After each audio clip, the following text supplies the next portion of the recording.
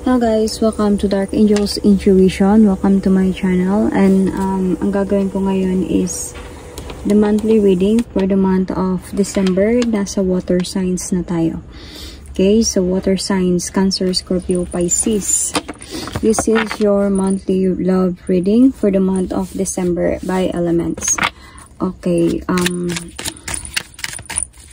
hindi lahat ng water signs maka-resonate sa reading na to. So, takes what resonates and leave the rest. Okay, cross-watchers, pwedeng kayo to at hindi sila water signs. Okay, put yourself in a situation kung saan kayo naka-resonate. Okay, so if hindi kayo naka-resonate sa reading na to, please do check your other placement. Your sun, your moon, your rising, your Venus sign. Dahil pwedeng doon kayo maka-resonate. And kahit naka-resonate kayo, still do check your other placement dahil pwedeng mag-connect doon yung reading ninyo. However, maka-resonate pa rin kayo. So, let's start. I am pulling some oracle cards. The first one I pull is the love message oracle cards. And this is the soul connection. Love message. Soul connection oracle card. Oh! Twin Flame Journey. This is the Romance Angels Oracle card.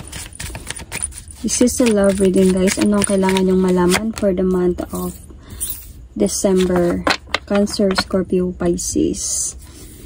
Okay, so action speaks louder than words. Actions speak louder than words. If you want to know what someone feeling is, watch what they are doing. So let's see about the yin and yang. Like yin and yang symbol, twin flames connection is aspect of each other's character within themselves. What is yin and yang? Sila ito yung ito yung parang opposite signs. Yeah. Woman and man, sun and moon, yin and yang, dark and light, parang ganun. May mga opposites sa kanila.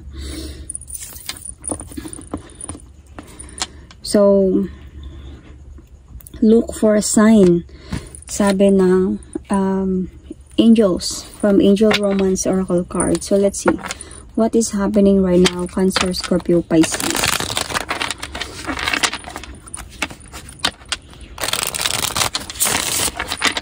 What is happening right now? Cancer, Scorpio, Pisces.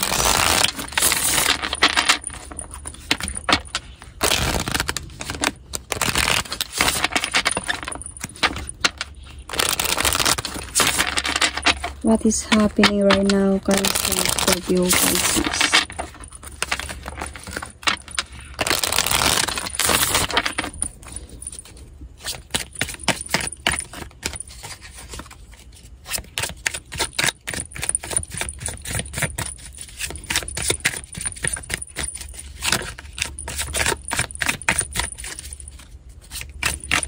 What is happening right now, Cancer, Scorpio, Pisces?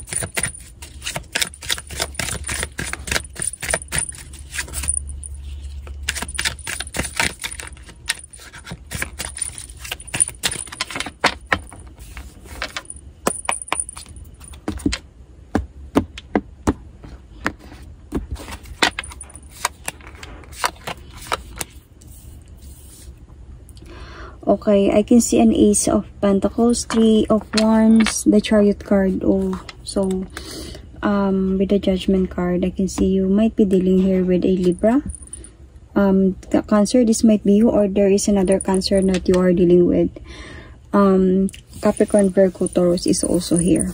Okay, so new beginning, offering a new beginning, I can see here. Pero andun sa point of you wanted some truth here, Cancer, Scorpio, Pisces. Parang gusto nyo ng truth sa mga nangyayari. Trapped in a situation. There's a lot of lies, regrets ang mga nangyayari dito ngayon sa sitwasyon ninyo. Eight of Wands, I can see communication. Somebody is coming back. Might be offering a new beginning. And could be, this is someone, pwedeng LDR, pwedeng hindi. Kasi the Three of Wands is here. But then, andun sa point na you don't know if you were going to move forward or not. I mean, you were going to accept or no. Parang ganun. So, feeling ko kasi may mga nangyari na talaga sa inyo that parang hindi ka na sure or you are something na meron ng fear sa'yo na baka maulit pa yung mga nangyari recently or before. This person is like, bumabalik talaga siya, offering you love and commitment. But you know something, hindi na inosente sa'yo yung mga nangyari. Bumabalik siya, though alam mo na kung ano yung mga nangyari sa inyo before. But this person right now is coming back to offer you a big changes and changes, a new beginning, and giving you this clarity. I mean, yeah. The second chance is nandito. So, pero sa part mo, since you know what did happen recently or in the past, alam mo yung kung ano yung pwedeng mangyari, baka paulit-ulit na or something, meron ng fear sa'yo and you don't know which way to go, whether to accept this person again or no. So sobra kang nag-iisip sa sitwasyon na to ngayon. Cancer, Scorpio, Pisces. So actions speak louder than words. Ito yung masasabi sa'yo ng oracle card, because if you want to know what someone is feeling, so watch what they are doing. So you need to observe this person first. Huwag agad-agad gumawa ng action. Observe this person first bago ka gumawa ng action towards this. So let's see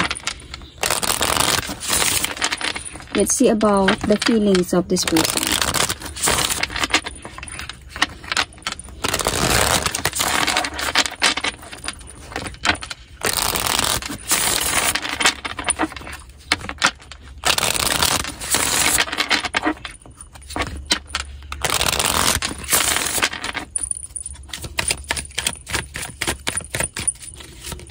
Feelings ni person para sa'yo. Knight of Wands, the Ten of Cups. So really he wanted that your relationship will come back as same as what you are so in love before. Yes, Nine of Cups, Ten of Cups. Gusto niya talaga na maulit kayo sa dati. Paano kayo na naging masaya, paano kayo na sobrang ka-in love sa isa't isa, paano kayo sobrang ka-proud sa isa't isa, same as before. Kaya this person really wanted to move forward towards with you to do the action para mabalik kayo sa dati. But, andun yun sa feeling niya yun. But he also or she also knows about na, you know na hindi ka na inosente sa mga nangyari or sa mga kasalanan na gawa niya sa'yo.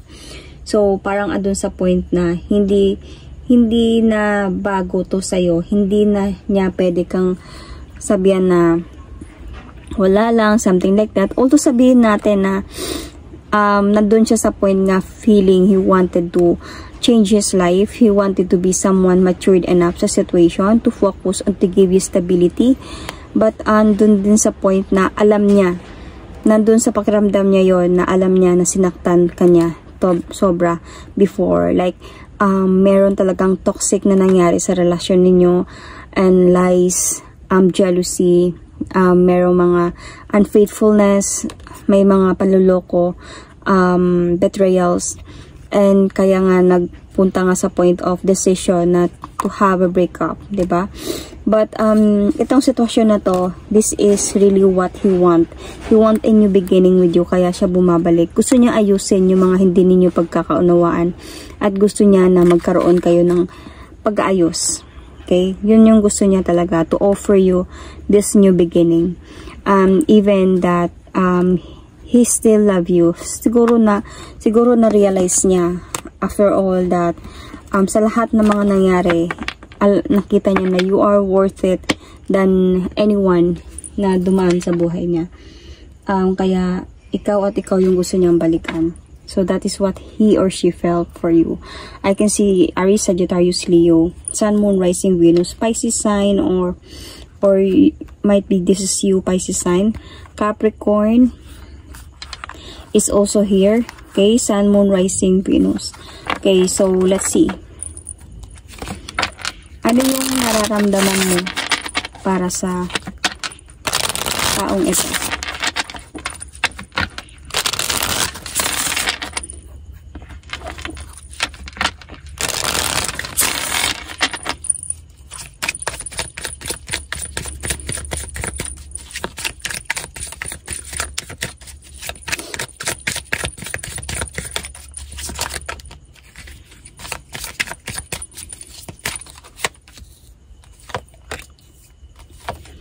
Okay, even sa'yo, gusto mo din naman na magkaayos kayong dalawa. Pero andun ka sa point na baka meron pang third party. Okay, kasi parang magulo. Gumulo talaga yung sitwasyon nung time na yon. With the Six of Pentacles, andun ka sa point na you have been focused on this situation, on this relationship. Nag-focus ka talaga dito and find out that maybe there is a third party. Now, he came back to offer you love. Andun ka sa point that you wanted to take the leap of faith. Okay? Because you love this person. You wanted to. You're thinking about your plans together. Dami nyo na siguro pinagdaanan. And I think that there is a yin and yang, may twin flame connection sa inyong dalawa, may paulit-ulit na to, and some lessons na hindi pa talaga na-learn, and then, meron na namang separation na nangyari sa inyo, might be meron na nangyari sa inyo before like this, and then, ang bumabalik na naman, you know, twin flame connection, normal talaga sa kanila yung separation. Kasi, ito yung way paano na magkaroon ng lessons to learn individually sa inyong dalawa, not just to other person. So, not just to the other person as well as to you, to yourself, and to themselves. So, might be dito sa part na to, sa person mo, I think that merong realization, spiritual awakening ang nangyayari sa kanya, being a twin flame, your twin flame. And, kasi nandito siya eh. Parang merong healing na nangyari sa kanya. Realization na nangyari sa kanya. So, in your part, how you feel about this is, andun ka sa point na ayaw mo ng gulo, ayaw mo na ng away, and gusto mo na ng balancing situation, ayaw mo na ng sobrang imbalance. If, honestly, you still really wanted to accept this person, but then, to the point that there is already clarity sa mga nangyari. You wanted to heal first from this broken heart. Gusto mo talaga muna mag-heal sa situation or sa separation na nangyari sa inyo. But meron ting feeling sa'yo na you wanted as well to fight for this relationship. However, nakikita mo na kahit separated na kayo and this time na pagbabalik niya, nararamdaman mo pa din talaga yung pagmamahal niya sa'yo. You know, or this is you who really love this person still.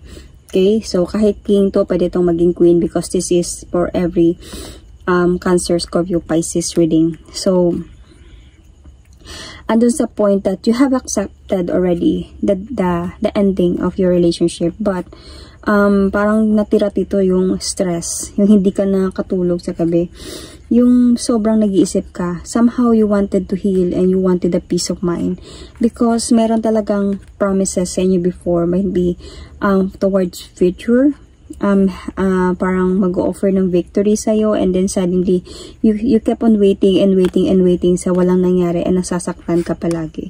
So sa sobrang focus mo sa relasyon na to, andun ka sa point na hindi ka na sure kung mangyayari pa ba to. Gagawin niya pa ba yung promise niya. I don't say that this is over and over and over and over. Might be some like twice, something like that. Hindi naman sa lahat ng pagkakataon. Pero andito sa'yo kasi na you wanted talaga dito na to somehow parang to be practical, to move on, to focus on yourself, on your growth, stability.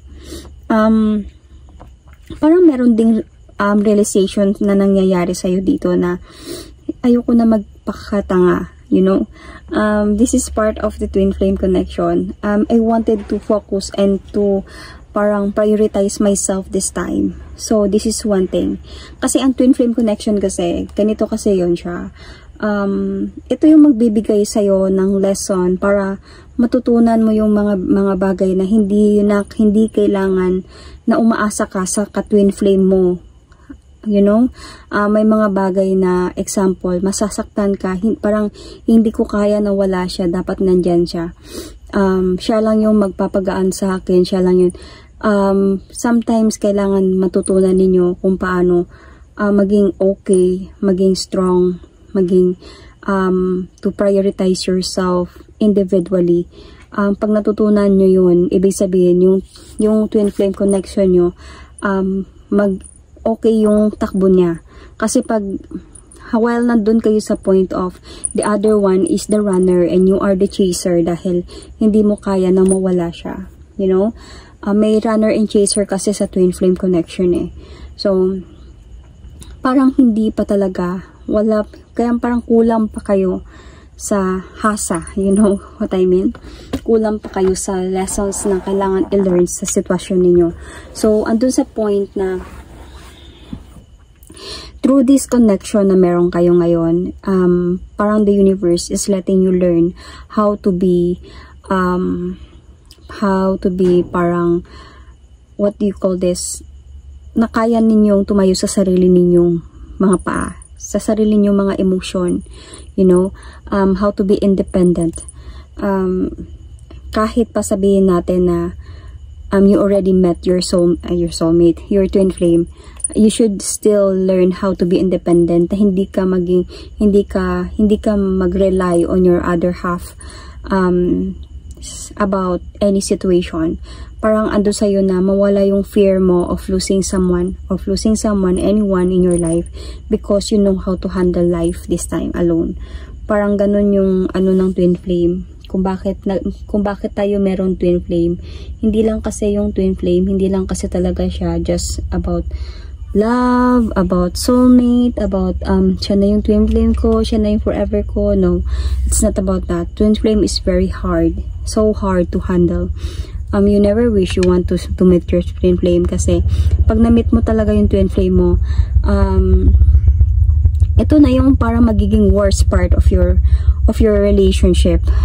Yung having with you is a twin flame connection is the worst part of your relationship because there's a lot of difference sa inyong dalawa.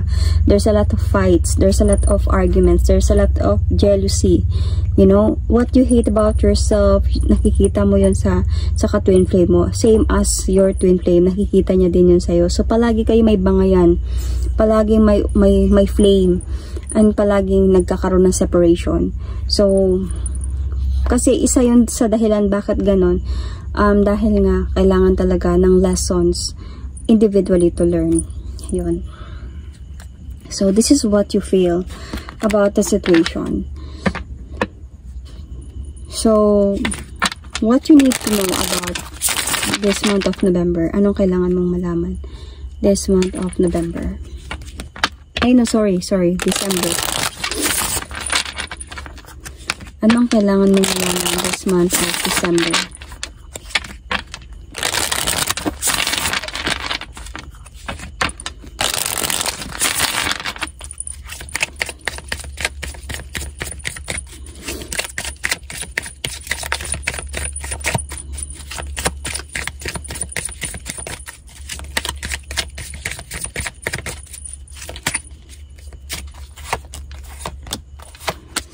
Okay, this month of December, I can see that this person wanted na talaga na mabalik kayo sa dati, you know? Pero sobrang ang bigat ng pagbabalikan na to. Sobrang bigat na sitwasyon, parang burden na pinapasan. Might be sa person mo as well. Hindi madali din sa kanya. Kasi andun nga sa'yo yung feeling mo na gusto mong makipagbalikan, pero nandun din sa feeling mo na gusto mo na ding mag-move on. So, I can see na meron talagang arguments pa mangyayari dito. Confrontation ang nakikita ko dito. So, medyo it's really hard to handle. Parang even na gusto niya, may mga disappointments din this month of December. May mga fights, arguments about siguro pagbabalik this December. Itong person na to, while bumalik siya, may mga memories na bumabalik din sa inyo, lalo na when you are water signs, especially Cancer sign. they hold the memories. So, hindi sila nakakalimot ng mga nakaraan. At mahilig nila itong ibalik ng ibalik talaga. So, may mga definitely this December, habang bumabalik siya sa'yo, na pinapaalala na din yung mga kasalanan. Pinapaalala mo din yung mga kasalanan na nagawa niya sa'yo.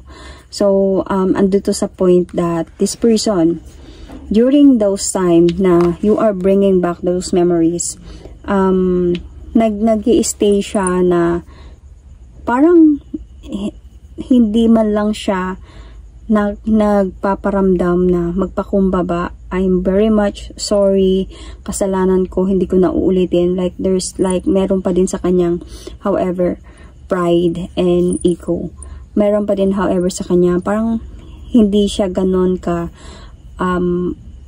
nagpakukumbaba sa mga nangyaring kasalanan na ginawa niya. He just really wanted na parang ando siya sa point na ayusin na lang kasi natin to. Wag na natin ibalik yung nakaraan. Parang ganun, kalimutan na natin to. But it's really hard for a water sign to do that. Scorpio, Pisces, Cancer, ang hirap. Ang hirap para sa kanila nakalimutan yung mga bagay-bagay na yan. Andun pa din sa point na darating na matatrap ka pa din sa mga memories na nangyari sa inyo before. So, hindi pa din kayo magkakaunawaan. Meron pa rin mga disappointments na mararamdaman ka. Lalo na pag maalala mo yung mga nakaraan. So, what you need to do here this month of December is kailangan talaga na tuldukan to. This person really need to explain but hindi mo to nakukuha. You wanted just an explanation and a sorry na hindi niya nagkagawin yan. Pero seems like parang hindi ganun ka-enough yung mga nakukuha mo from your person. So, this December, andun pa din sa point that parang you was going to walk away emotionally from this kahit masakit sa'yo. Mas pipiliin mo na lang na maging single and to move forward than to be with someone na hindi man lang marunong magpakumbaba sa mga kasalanan na gawa niya. So, much better that I will focus on healing and focus on myself. Even if this person will going to offer you new beginning, even if this person will going to move forward towards with you, andun ka sa point that no, hanggat ganyan ka, hindi kita tatanggapin. So, your decision here, ang nakikita ko dito, is you will not going to accept this person if ganito. Kasi kaya nga nandito, look for a sign and observe the person. Look for a sign and actions speak louder than words. You did observe that person na parang wala ding magbabago dito. So, yun yung nagiging decision mo. So, let's see what your person wanted to tell you.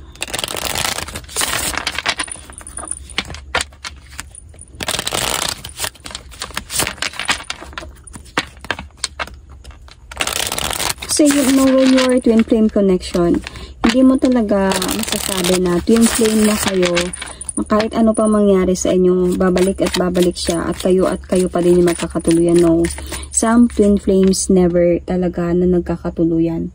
Some twin flames do separate talaga, like for life. Merong mga ganon. Some twin flames hindi na talaga sila nagkikita pa. So, ano yung gustong sabihin sa'yo ng person mo?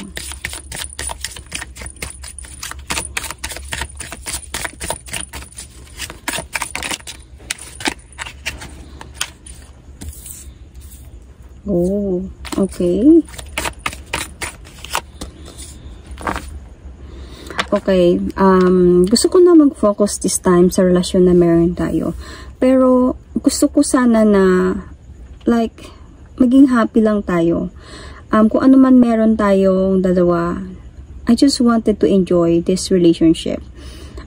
Pero I really wanted to focus this time around. Alam ko na niloko kita. Alam ko na nag-cheat ako sa'yo.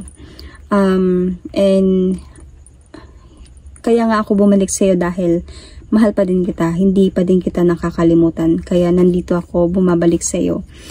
Parang ikaw pa din yung nagpapasaya sa akin. Kaya nag-offer ako balik sa'yo ng new beginning this time. I did take the leap of faith towards a new beginning with you. Kahit hindi ako prepared, I did that. Pinag-isipan ko to ng mabuti. Nag-soul searching ako dito. I find the enlightenment of my life and I find it with you. Somehow, dumating talaga sa point na hindi ako nakakatulog sa gabi thinking about you, regretting about what I did to you. Nagsisi ako sa mga nagawa ko. Kasi minsan na din na hindi ko alam kung sino yung pipiliin ko. Alam ko na naging stubborn talaga ako. Nagkaroon ng unfaithfulness. Nagsinungaling ako sa'yo. And may mga manipulation akong nagawa sa relasyon natin. But this time, I really wanted to try my best to do some effort na ayusin yung mga hindi natin pagkakaunawaan para magkaayos tayong dalawa. I know that you are really trying na mag-move on na. I know that you are really trying to enjoy your life this time and wanted to move forward. You wanted to change your life without me. But I hope that you are going to remember our promises to each other. Hindi ko naman ginusto yung pag-alis ko. Umalis ako dahil para wala na lang talagang gulo. But here I am, bumabalik ako sa'yo. And now you are leaving. I am feeling that you are leaving. And parang ayaw mo kong kausapin na. Dahil naintindihan ko naman dahil sa sobra kitang sinaktan. So kung sakali man na this is it, na hindi mo na talaga ako tatanggapin, I will going to accept the separation. But I was still going to try to save our relationship. However, to show you na hindi na ako katulad ng dati. That I already like moved from that zone to a new zone. To end that cycle, to have a changes in my life. Because gusto ko talaga ikaw yung gusto ko makasama habang buhay. So, yun. So, ang decision na nakikita ko talaga dito is you will going to really move forward towards and never look back from this person dahil in your observation, parang wala ding mangyayaring pagbabago sa kanya. Sa mga galaw, like sabi nga dito, actions speak louder than words. So, sa mga galaw niya, parang nararamdaman mo, parang ang hirap. Parang paminsan nagtatalo pa din kayo kahit na hindi pa nga kayo nagkakabalikan. May confrontation pa din na nangyayari. May mga disappointments pa din sa'yo. Lalo na binabalik niya or binabalik mo or nababalik mo yung mga memories na nangyari sa inyo. Masakit sa'yo. So, parang adun sa point na ayaw ko nang maranasan yun, ayaw ko nang maramdaman yun. And being with you, I always remember that. So, nasa decision mo pa din yan. Look for a sign, sabi nga ng Angel Romance Oracle card. Look for a sign. If you think that that is the sign that you need to walk away, then do that. It's also a good way. Kasi parang mahirap naman talaga pa, lalo na pag sa mga water signs, pag nawasak na yung nawasak na talaga yung trust, is mahirap na sa kanilang balikan kasi pabalik-balik yun sa utak nila ng mga water signs, yung mga nagawa ng person na yun. So, yung hindi talaga mawawala yung trust issue talaga dito. So, if ever that you, Cancer, Scorpio, Pisces, have decided na talaga to walk away, then you can go. Might be, meron talagang nakalaan para sa'yo and this is not this person. But, if andun ka sa point na you really wanted to see this person kung gaano siya katatag, gaano siya ka-patient this time to wait for you or to be there for you kahit iniiwasan mo na siya, kahit na tinatalikuran mo siya, kahit pinuputol mo yung ugnayan ninyo sa kanya at hindi pa din siya gumigive up sa'yo. So, yun na din yun. Isa din dito yung actions speak louder than words because I can see that this person about sa mga gusto niyang sabihin sa'yo, hindi mo nakikita yun sa action niya, kung ano yung totoong nararamdaman niya. So, just observe, look for a sign about the situation. So, there's nothing wrong. Everybody commit mistakes. But it's really depend on your action. I think you need prayers here para to ask guidance kung which way to go, whether to to moving on or to come back to this person. Anyway, I still believe that kung kayo talaga, you know. So that is my reading for you. Thank you and God bless.